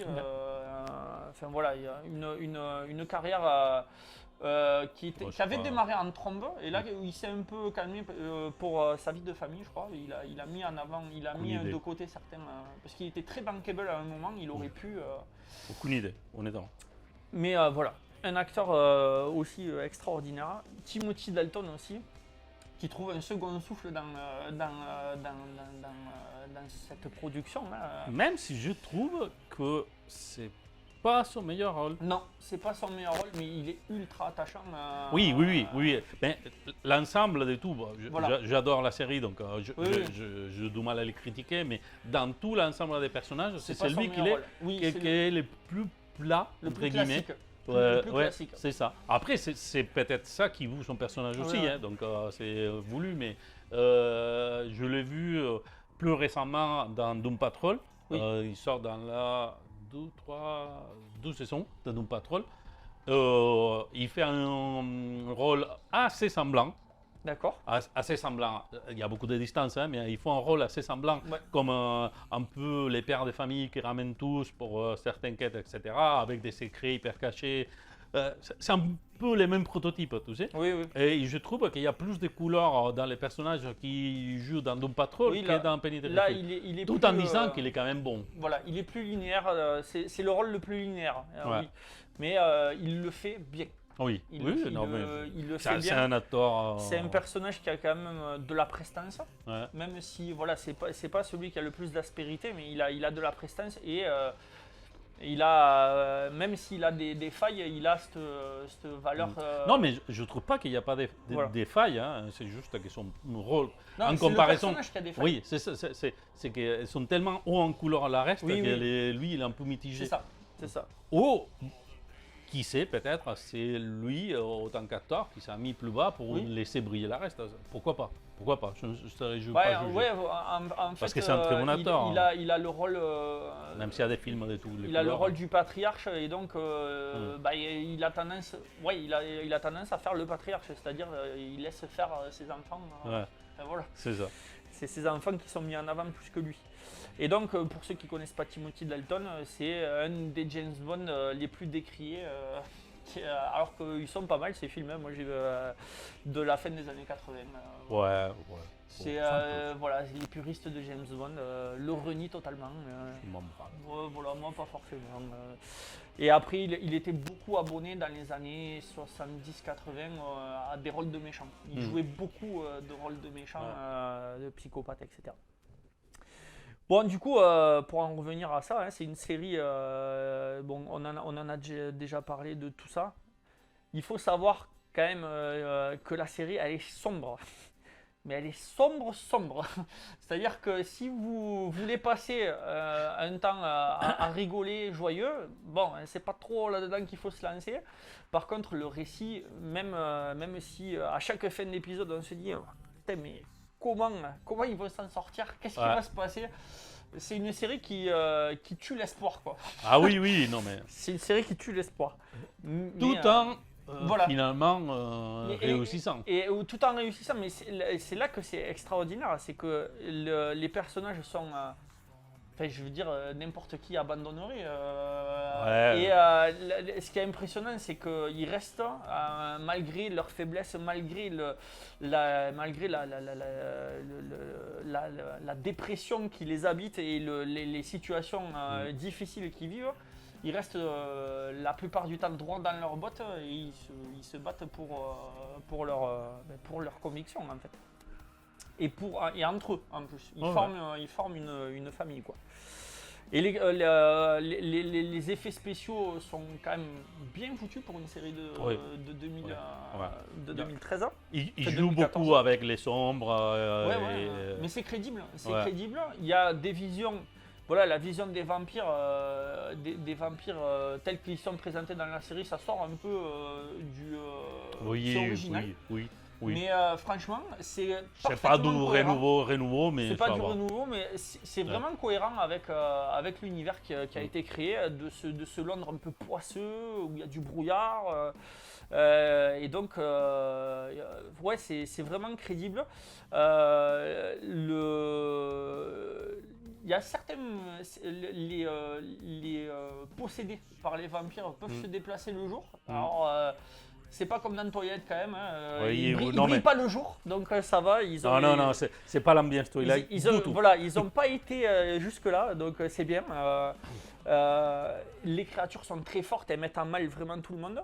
Par contre, je sais pas toi, mais j'ai trouvé que les créatures pendant les combats, même si elles sont très fortes, elles meurent facilement quand même. Il y a des points, c'est-à-dire si on va faire un peu tous les contrapoints, Penny Dreadful, c'est une série que j'adore et qui mérite une place spéciale dans les séries que j'ai vues. Comme toutes ces séries, il y a toujours les points subjectifs parce que si on a un avis complètement objectif, il y a des fois que les enjeux ils sont résolus un peu, ils se mettent des embrouilles un peu trop poussées. Sans parler, sans donner des détails, je parle par exemple des sorcières, mais là, ils commencent à s'embrouiller, embrouiller. Et ça finit vite. Donc cette partie-là, je trouve qu'ils sont résolus. Ils sont bien résolus, il est cohérent pour la série, ça tient. Mais effectivement, il y a des moments qui se perdent sur lui-même. Il y a des fois, on se dit, oh putain, c'est déjà fini quoi. C'est ça. Il y a des autres personnages, les bagarres, tu vois, qui sont clairement faites pour les mettre à mal à eux. Oui. Mais à la fin, compte tenu, et je pense que c'est plus important que c'est une série qu'il est tenu pour ces personnages. Oui. Parce que c'est ça, parce que moi, il y a tous les personnages qui m'ont frappé en quelque sorte. Moi, je quand même, je dois nommer que 3 acteurs, mais c'est lui qui fait de la créature de Frankenstein. Oui, mais de tous les acteurs. Il y a un détail incroyable, c'est lui qui joue le docteur de Frankenstein avec un autre atome. Il est très bien aussi. Dorian Gray. C'est assez perturbant, oui. Et même celle qui fait la copine de Ethan Chandler au début, la prostituée, là, c'est une actrice, elle a une évolution dans la série, mais et en plus elle joue, elle joue tout bien, à fait. Quoi. Elle a un jeu d'actrice. Tout à fait. En plus, excellent quoi. C'est la prostituée qui elle, c'est actrice de Doctor Who. Qui a un changement de rôle complètement. D'accord. La blonde. Oui, d'accord. Oui. Ok. J'avais pas fait le lien, tu vois. Ah oui. C'est quand elle fait sur. Elle est bien. Et là, il passe sur un rôle vraiment obscur, mais bon. Là, c'est extraordinaire. Hein. Bon, et pour finir, quand même, si jamais vous avez aimé la série et que vous voulez approfondir un peu, donc le créateur de la série, lui, avait pensé son histoire en 3 saisons. Et j'ai vu sur internet qu'il y avait une 4e saison qui avait été faite en comics. D'accord. En comics, ils ont fait quelques tomes de préquels à l'histoire de Penny Dreadful et quelques tomes qui se passent après. donc qui formerait une sorte de saison 4 D'accord, ok, aucune à idée. l'univers de Je suis pas Penny au courant. Dreadful. Par contre, pour l'instant, du moins en France, je n'ai pas regardé pour l'Espagne, mais pas traduit en France. C'est-à-dire qu'on peut acheter, mais il Ok, faut garder l'anglais. ok. Et par contre, dommage des Penny Dreadful City of Angels, que c'est. Oui, apparemment, j'ai vu qu'il y avait un spin-off qui était Penny Dreadful City of Angels. C'est pas un spin-off, en fait, c'est une autre série, ils gardent les mêmes noms. D'accord. Que Mais ça n'a rien à une autre voir, histoire a et que ça priori. passe plus tard. Sauf si je dis des C'est à conneries, Los non? Angeles dans les années Ouais, 30, c'est ça. si je C'est ne ça, me trompe pas. c'est ça. Et apparemment, ils ont perdu totalement le côté fantastique Ouais. de ce que j'ai compris. Non, si, il y avait un côté Mais fantastique. qui est beaucoup, ouais, beaucoup plus mis en retrait.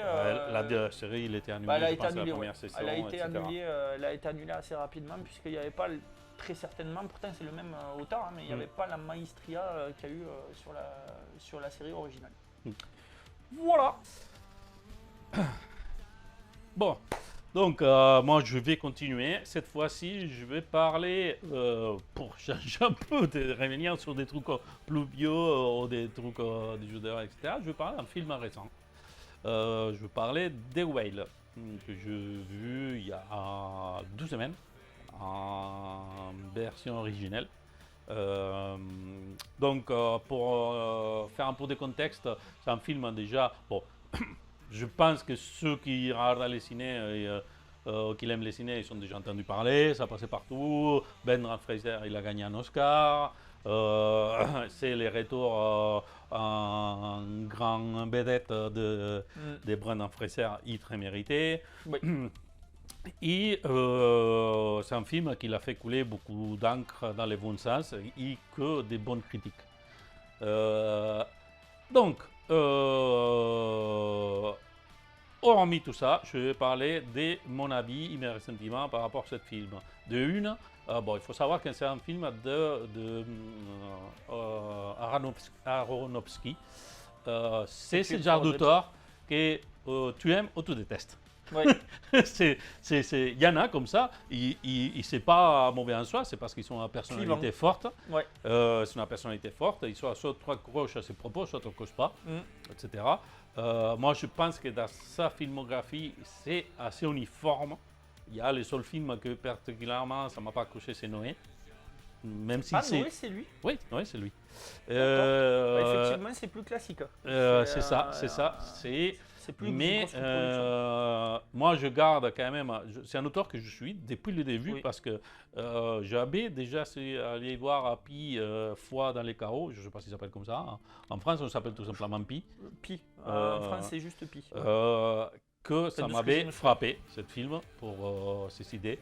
Et ensuite, il a fait Requiem for a Dream. Et The Fountain. Oui, non, mais là, la suite des Pi, c'est Requiem for a Dream. Ah, ben oui, là, on enchaîne. Parce que Fontaine, encore, on pourrait en discuter plus parce qu'il part sur un comté là bien poussé. Ses propos, parce qu'il faut savoir que ce directeur, il y a tous les films, si je ne dis pas de conneries, qui sont écrits pour lui, sauf deux films. Et The Whale, ce n'est pas écrit pour lui. D'accord. Pourquoi? Parce qu'il est basé sur une œuvre de théâtre, qu'il est passé sur un auteur de théâtre, qui justement, en cherchant sur ça, je l'ai trouvé, ça m'a semblé très intéressant. Les propos, pourquoi il avait écrit ça, j'en parlerai un peu plus tard. Aronofsky, il y a toujours cette tendance dans tous ses films à avoir des questions existentielles, tout le temps. Et il y a aussi toujours une touche quand même religieuse, même si lui il se déclare athée, il se déclare comme non religieux, mais ses propos religieux ils sont quand même redondants dans ces films. Notamment si on parle de Fontaine, là ça part à Fontaine, c'est les films, c'est soit toi dehors, soit tu comprends rien et tu n'as rien à foutre. Personnellement, j'adorais. Moi je l'ai kiffé aussi. Mais je peux comprendre qu'il y a des gens qui regardent, ils se perdent complètement. Comme Requiem for a Dream et puis d'ailleurs, c'est des films. Oui, Requiem for a Dream, je pense que c'est plus ou moins. C'est ce contraste-là, parce que je vois que dans la filmographie, c'est un peu un truc très révélant, c'est qu'il part sur des films très abstraits, des fois. Bon, pas abstrait parce que ça quand même, il raconte une histoire, mais avec des concepts bien, Oui, bien, oui. bien abstraits, pour après revenir sur des films. Tous les trouvent sur ces Oui, deux, oui, ouais. deux premiers films, sur des Requiem for a Dream, que c'est des problèmes très Oui, humains. oui, on est d'accord. C'est vraiment, vraiment des êtres déchus, quoi. Oui. C'est vraiment la fin de l'humanité, de ta compréhension. C'est Oui, quand oui. tout est là sur le dernier degré, Ah oui, oui, bien sûr. pour la drogue, pour l'alcool, pour plein de thèmes qui sont redondants. Et justement, The Whale, ce n'est pas une exception à ça. Oui. Mais c'est une exception à des autres façons de faire de lui, quand même, que Mm. je trouvais. Des Black Swans, que c'est incroyable, moi j'ai Oui. kiffé Ouais, ouais, cette Black film-là. Swan, oui, oui. Nathalie Portman, il tient Oui. les films, même c'est un côté légèrement surnaturel Oui. qu'il apparaît. Et l'autre film que je pense que c'est lui qui peut être le plus parallèle avec The Whale, c'est en français c'était Whistler. Oui. Avec comment il s'appelle Mike Rocky. Mickey Rourke. Oui. Ah, il est extraordinaire ce film. C'est un film, c'est un film en même temps très humain. Oui. Très humain, c'est une histoire très humaine. Et on trouve ça sur The Whale. D'ailleurs, on peut faire la comparaison parce que Mickey Rourke, il était aussi nommé à l'Oscar pour Oui. The Whistler. Bah oui, oui. D'ailleurs, donc il paraît que cet homme, il est doué pour donner des rôles. Ah oui, oui. qui Il avait été comparé au début de sa carrière à Stanley Kubrick. C'est ça. Mais bon, voilà, c'est un auteur que tu rentres pas dans les jeux, Oui. etc. C'est logique, etc. The Whale, quoi qu'il en soit, pour moi, il tient ses propos à ces sujets. Il revient en tout sur la décadence humaine, sur les êtres déchus en tant que tels, comme l'interprétation, comme les mal-être qu'on délivre, et toutes ses conséquences, dépression, etc. Ainsi un petit côté religieux qui est aussi présent sur les films. Mais encore une fois, il était déjà présent dans l'œuvre de théâtre qu'il est basé. Et tout ça passe, tous les films, ça passe dans l'appartement du protagoniste. C'est un huis clos du coup. Oui. Il y a deux scènes très ponctuelles qui se déplacent de l'extérieur, mais plus rien. Tout ça passe dans l'appartement. Que ça donne un peu cette côté œuvre de théâtre, donc pour respecter l'auteur. À partir de là, je vais essayer de ne pas spoiler, mais c'est difficile. Pour certaines scènes et certains points que je veux en parler, surtout ça qui m'a touché des films. Quoi qu'il en soit, c'est un film qu'on s'en fout d'être spoilé. Personnellement, vraiment, on s'en fout de ce film-là parce que ce qui est important, c'est le voyage. Oui. C'est vraiment ce qui est important, c'est ce voyage-là. Savoir l'histoire, il est dite au début. C'est l'histoire d'un homme qui est mourant et qui veut raconter sa fille avant de décéder. Voilà, point. C'est toute l'histoire. Ça y est, tout à l'écart. C'est pas un spoil, il s'est dit au début. Et même dans la bande-annonce, il s'est dit. Au poulenture, d'accord? Oui, même la bande-annonce, elle donne envie de chialer. Et il y a une chose que ça m'a choqué parce qu'en regardant sur l'œuvre de théâtre qu'il a dit, les choix de mettre un personnage principal avec de l'obésité morbide, c'est parce qu'il ne cherchait pas l'attachement direct au personnage. Il voulait que cet attachement soit créé. Ça c'est ce qu'il a dit, c'est son interview à l'auteur, à les scénaristes de l'œuvre de théâtre, que c'est les mêmes repris. Vraiment, il voulait mettre quelque chose, à la limite presque repoussant, pour que cette accroche que tu vas arriver à ce personnage soit encore plus poignant. D'accord. Tu sais, il ne voulait pas chercher l'approche facile du personnage, il voulait chercher vraiment ce côté humain. Forcément, c'est une personne avec une obésité morbide, avec un certain problème lié à sa vie, sa dépression hyper profonde. Et bon, le film il est tenu à 90% pour Brendan Fraser. Mais pas que lui quand même, hein, parce que les personnages qui orbitent autour de lui, ils font une performance très poussée. Les films, à la fin, si tu es un être humain, pourquoi qu'il fait je sais pas comment dire. C'est vraiment tellement touchant parce que cette personne qui, là, a priori, ils te font presque être repoussant, mais chercher vraiment, c'est sa façon de manger, sa façon de faire, etc. Vraiment, tu cherches à être lui-même. Il met la question plusieurs fois dans les films, je suis dégoûtant. Tout ça. Ouais, ça... Mais c'est profondément bon.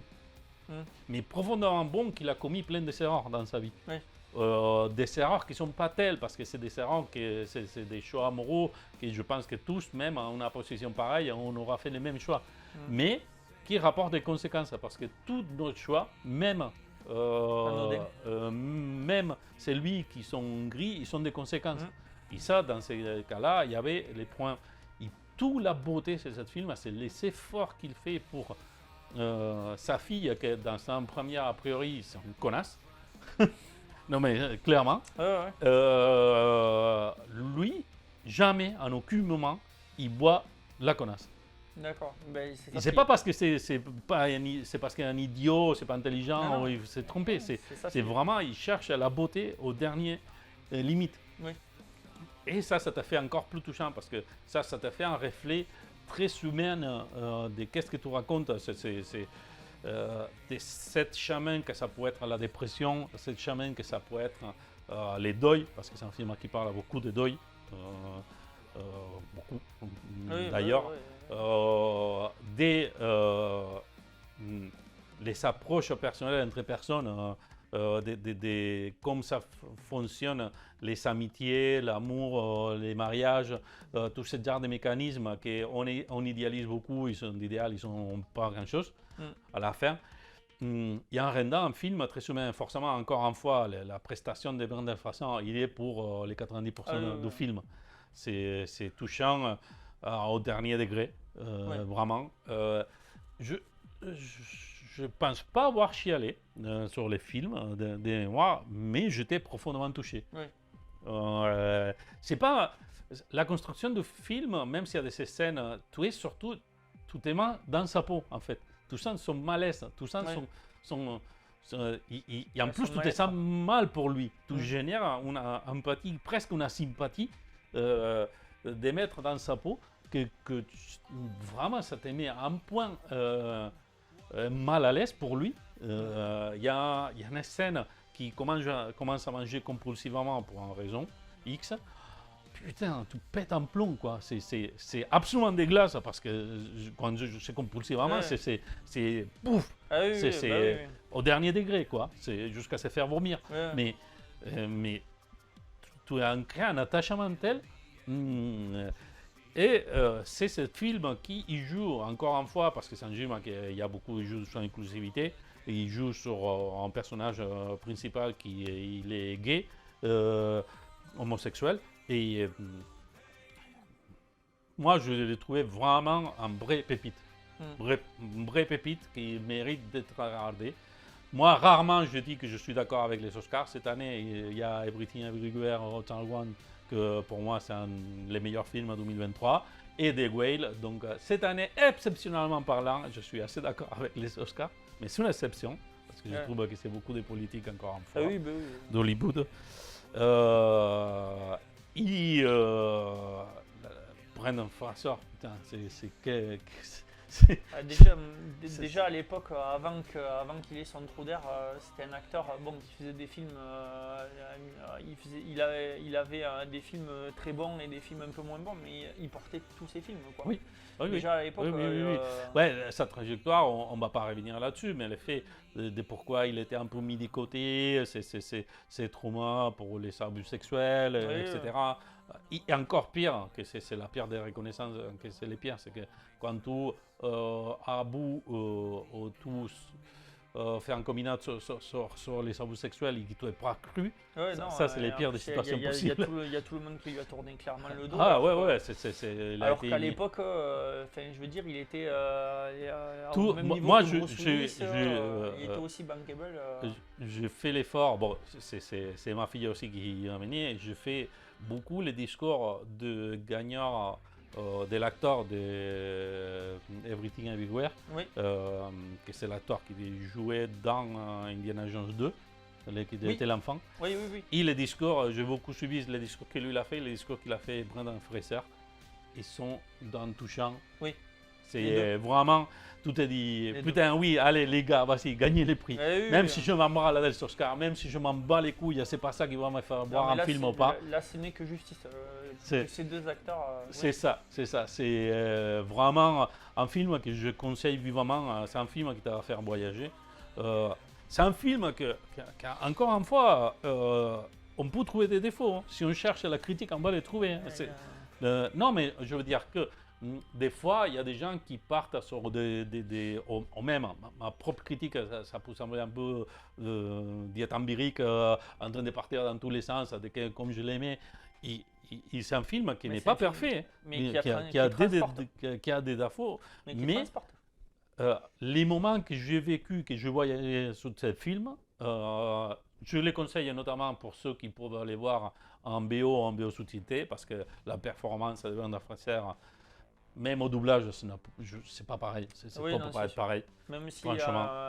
Même si on a la chance quand même en France d'avoir de bons doubleurs, c'est sûr Oui, que, mais même les bons doubleurs, ils n'arrivent on est pas à d'accord. cette point. La version originale. Donc je conseille vivement de les voir, mais encore une fois, même, je m'en fous, on peut critiquer, on peut dire que le film il est tenu pour lui, qu'encore Aronofsky il est parti sur ce délire, je m'en bats les steaks.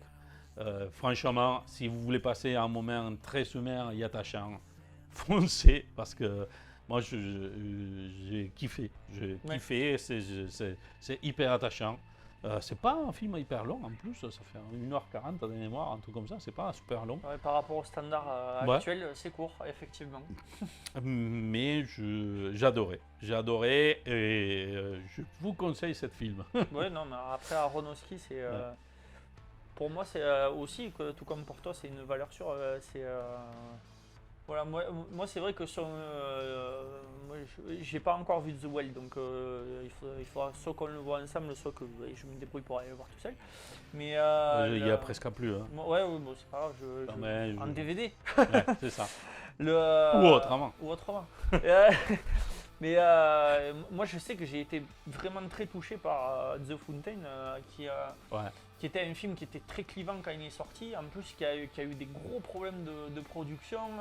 Il avait galéré, il avait perdu, puisqu'à l'époque c'était Brad Pitt qui devait jouer le rôle principal. Hugh Jackman quand même. Ouais, après Hugh Jackman c'est bien, mais à la base il avait un gros budget avec Brad Pitt. Il s'est Ouais. retrouvé avec un budget réduit de pratiquement de moitié. Ouais. Bon, après Hugh Jackman, mais c'est une histoire au-delà du côté cryptique et du message cryptique religieux du film, c'est une histoire d'amour. Ouais, mais ça, c'est les côtés religieux. c'est Je pense que c'est dans un sens Ouais. presque mystique. Oui, C'est-à-dire, c'est mystique, c'est ça. si on enquête un peu sur la religion, surtout, peu importe, hein, moi, les mystiques, c'est lui qui sont écrits dans la Renaissance, surtout que c'était des écrivains chrétiens qui parlaient, putain, je ne sors pas les auteurs, mais c'est pas grave, mais ça me viendra. Tu peux les lire même sans être Ah oui, bien religieux, sûr, bien parce que sûr. c'est vraiment des voyages de l'âme qui Oui, va oui. au-delà. C'est un Mhm. voyage humain. C'est ça, c'est ça. Et là, je pense que dans ce film, il y a ce côté pseudo-religieux, mais qui est plus lié À l'humain, ouais, c'est toujours. ça. C'est À ça. l'humain, à l'émotion. Et après, ouais, voilà, là encore, on parle. Et pourtant, c'est un sujet que, en fonction comme tu les traites, tu te coinces les doigts de suite. Ah oui, hein. oui, bien sûr. Ouais. Moi, pour moi, il ne s'est pas coincé les doigts, mais après, là encore, c'est un réalisateur qui est clivant parce que justement, il fait des histoires qui ne vont pas forcément nous mettre dans nos baskets, c'est justement. Hein, Ah non, parce non, que clairement, tous ouais. ces films ont un côté un peu dérangeant. Et c'est peut-être pour ça qu'il ne plaît pas à la majorité des gens. Après, c'est pas des films de niche non plus. Non, qu'il fait. non. Mais le côté clivant peut s'expliquer aussi par le fait que, voilà, quand on va voir un de ces films, on n'est pas trop à l'aise quand même. Il y a toujours un moment où on serre un Ouais. peu les fesses. Ah, beaucoup de moments Beaucoup même. les fesses. Ouais. Enfin voilà, il y a des moments, ça peut être grave visuellement aussi, Ouais. notamment Requiem for a Dream. La fin, ça va dans le détail le plus Ah ouais, sombre non, de mais l'humanité. laisse tomber.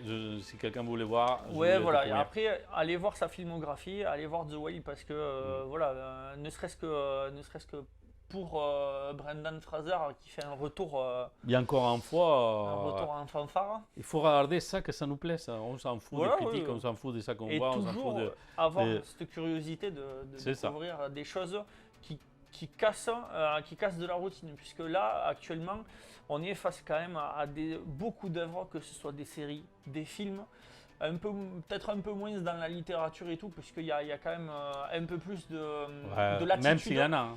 Même s'il Il y y en a, a. Mais il y a bon. un peu plus de latitude, mais dans le monde de l'audiovisuel, je trouve qu'on est trop pourri par le cahier des charges.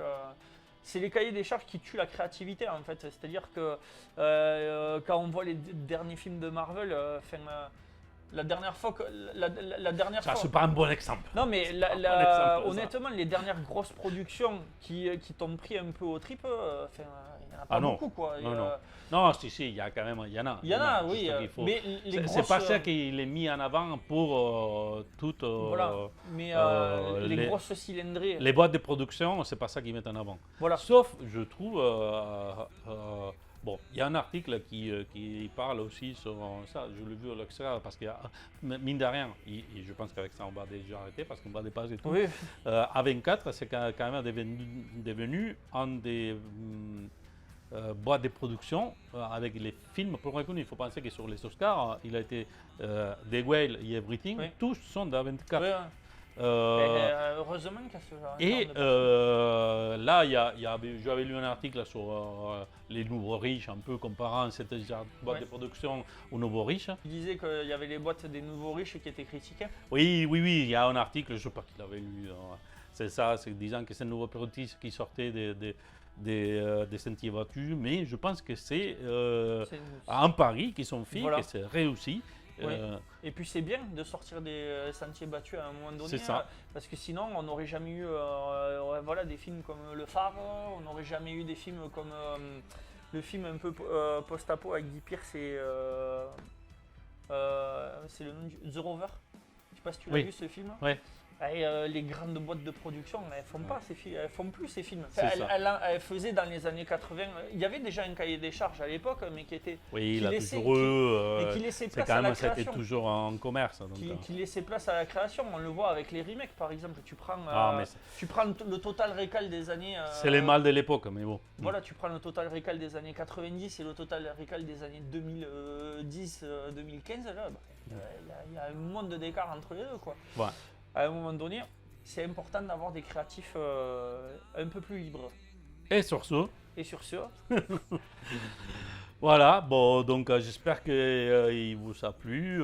N'hésitez pas à mettre des commentaires, partager. voilà, tout ça, mettez, tout ça, tout ça. mettez des commentaires pour qu'on puisse s'améliorer aussi. Si vous avez des avis positifs, on prend, hein, bien sûr. Mais s'il y a des avis pour qu'on améliore un peu On a le envie concept. d'être long parce que ça va être dur de raccourcir. Ouais, après, on aime bien parler, hein, donc Donc, ça, forcément.